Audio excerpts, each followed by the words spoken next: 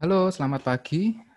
Hari ini kita bertemu kembali di mata kuliah Ekonomi Teknik. Pada pertemuan kali ini, kita akan membahas mengenai penurunan rumus suku bunga tidak beraturan. Kalau yang sebelum-sebelumnya, kita sudah belajar mengenai penurunan rumus suku bunga seragam, kemudian penurunan rumus suku bunga gradien. Hari ini kita akan belajar mengenai penurunan rumus pembayaran tidak beraturan. Bedanya apa dengan yang kemarin? Nah, ini bedanya. Penurunan rumus pembayaran tidak beraturan ini adalah aliran kas yang tidak teratur. Seperti terlihat pada gambar, ya. Pada tahun ke-0, tahun ke-1, tahun kedua, tahun ketiga, tahun keempat, dan tahun ke-N mempunyai nilai pembayaran yang berbeda-beda. Ya, tingginya ada yang berbeda-beda. Ya. Ini untuk menghitung semuanya ini, maka dapat diselesaikan dengan melakukan konversi satu persatu ke awal atau ke akhir. Ke awal, ke 0, atau yang kita namakan P, atau ke akhir, ke N, ke tahun terakhir, yang kita namakan dengan F. Nah, caranya bagaimana? Ya. Kalau saya di situ menuliskan A, ya, ini kan saya tulis A0, A1, sebenarnya A1 ini kalau mau kita konversi ke P, maka dia adalah bernilai F. A2 ini juga bernilai F dengan di tahun ke-2. A3 ini bernilai F di tahun ke-3. Dan AN ini bernilai F di tahun N. Maka rumusnya adalah untuk P0 konversinya dalam mencari ke awal periode sama dengan A0. Kenapa? Karena dia tidak berubah. Masih tetap di tahun ke-0. P1, maka A1 dikali P per F. Lihat, P per F. A1 ini adalah F di tahun pertama. Jangan salah, jangan samakan A ini dengan seragam, tapi A di sini adalah F. Maka P per F, I persen, 1. Lalu untuk P2 sama, P2 kali P per F, I persen, 2. Dan seterusnya sampai PN adalah AN kali P per F, I persen, N. Untuk mendapatkan P total, maka ada penjumlahan dari P0 ditambahkan P1, ditambah P2, ditambah P3, sampai ke PN. Oke, saya harap bisa dipahami. Untuk mencari P, maka rumusnya adalah A1 kali P per F, I persen kali tahun pertama, sampai ke PN. Karena N ini menyatakan tahun, maka AN kali P per F, I persen, N. Setelah diketahui P, maka kita bisa menghitung nilai F dan A dengan rumus yang seperti biasanya. Kalau diketahui P mencari F, maka F per P. Kalau diketahui P mencari A, maka A per P. Begitupun sebaliknya. Atau jika diketahui F mencari A, maka A per F. Baik. Untuk lebih memperjelas apa yang sedang kita bahas hari ini, kita akan melihat dalam contoh soal ini. Dalam contoh soal terlihat ada 1, 2, 3, 4, 5. Ada 5 tahun. Dan setiap tahun ada pengeluaran dengan ditunjukkan panah turun. Suku bunga yang terjadi adalah 12%. Pada A0, kita mengeluarkan uang adalah Rp6.000. Untuk A1 atau di tahun pertama, 10.000. Di tahun kedua, 3.000. Di tahun ketiga, 0. Di tahun keempat 12.000 dan di tahun kelima adalah 8.000. Bisa dilihat nilai-nilainya adalah tidak beraturan. Tidak ada yang namanya pengulangan. 6.000 ke 10.000 ke 3.000 ini tidak ada pengulangan. Ya, sangat tidak beraturan. Maka konversi ini untuk mencari P adalah P0 sama dengan A0. A0-nya berapa tadi adalah 6.000. P1, untuk menghitung P1, maka A1 dikali P per F, 12%, 1. 10.000 dikalikan 0,8923 sama dengan 8,929. PF ini didapat dari mana? Bisa dilihat dari tabel yang sudah saya bagikan kemarin.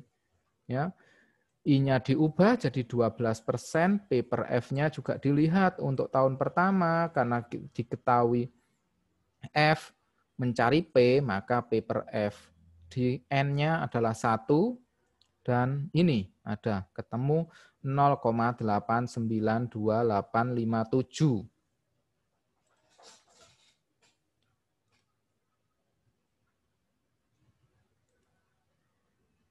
Nah, kita menulisnya 0,8929. Kenapa? Karena kita bulatkan ke depan. Ya, begitu seterusnya. Termasuk A2 kali PF, 12%, 2 nilainya sekian. A3 karena nilainya 0, 0 dikalikan berapapun juga pasti 0. Sampai P4, P5. Ya, ini adalah nilai-nilainya semua.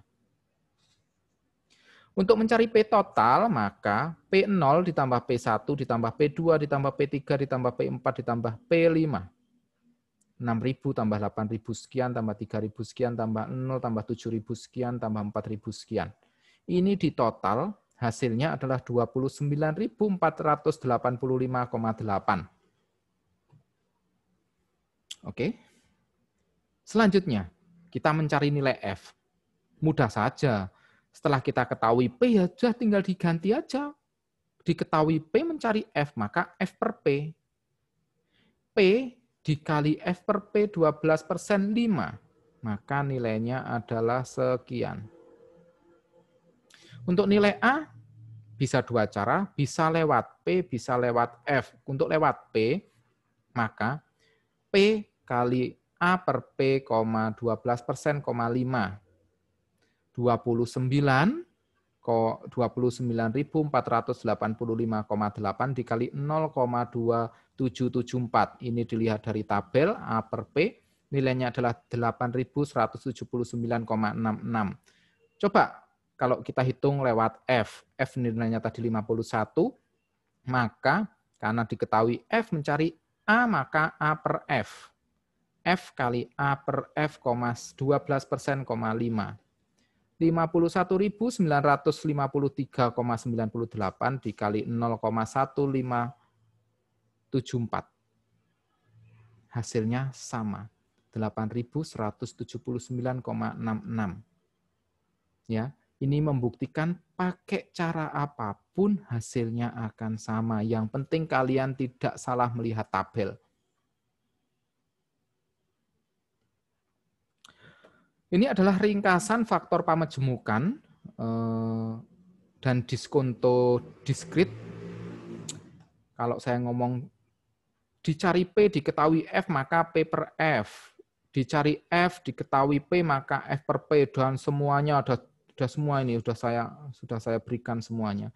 Termasuk G gradien, dicari gradien diketahui A, maka G per A, I persen N. Ini ada. Coba nanti dilihat di tabel untuk yang notasi ini. Namun, ada beberapa tabel memang tidak lengkap, maka ada beberapa langkah. Ada hubungan inversi atau kebalikan dan perkalian antara faktor-faktor pemajemukan. Misal, ini beberapa hubungan inversi atau kebalikan.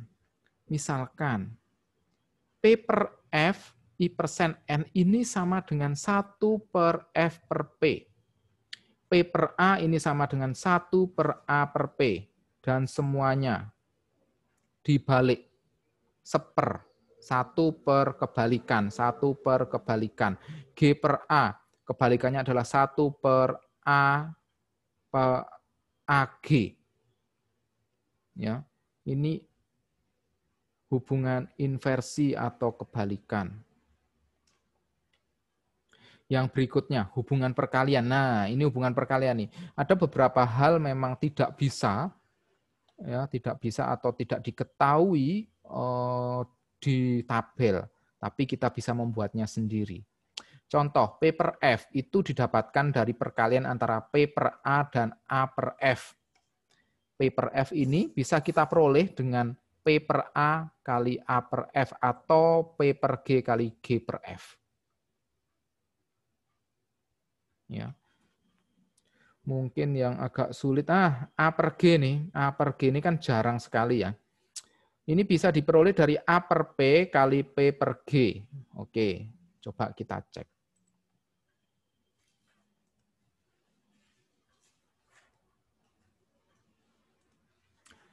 Oh, A per G ada, nih sudah ada di sini. PG ada. Nah, yang enggak ada adalah apa ini yang enggak ada adalah F per G. Nah, F per G. Ya. Gimana cara mencari F per G-nya?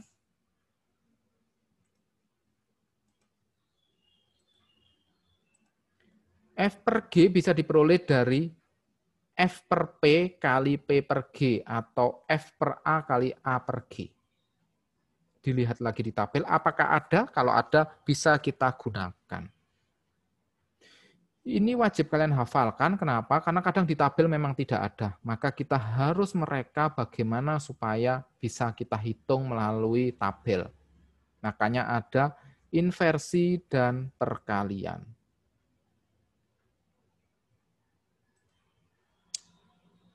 Oke.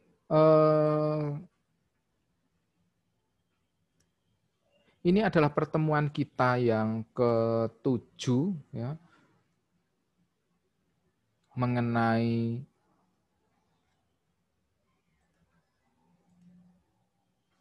penurunan rumus ya. Penurunan rumus kita sudah mulai dari awal, yaitu yang pertama adalah penurunan rumus pembayaran seragam yang pakai A itu, lalu penurunan rumus pembayaran gradien yang menggunakan G, dan yang terakhir adalah penurunan rumus tidak beraturan menggunakan konversi yang kita konversi satu-satu. Materi ini adalah materi kita di pertemuan ke-7 dan menjadi materi terakhir untuk batasan UAS. Ya, jadi nanti UAS-nya adalah dari awal sampai penurunan rumus tidak beraturan. Apabila ada pertanyaan, silahkan bertanya di kolom chatting atau komentar, atau juga bisa dilakukan di Google Classroom. Baik, sekian, selamat siang dan terima kasih.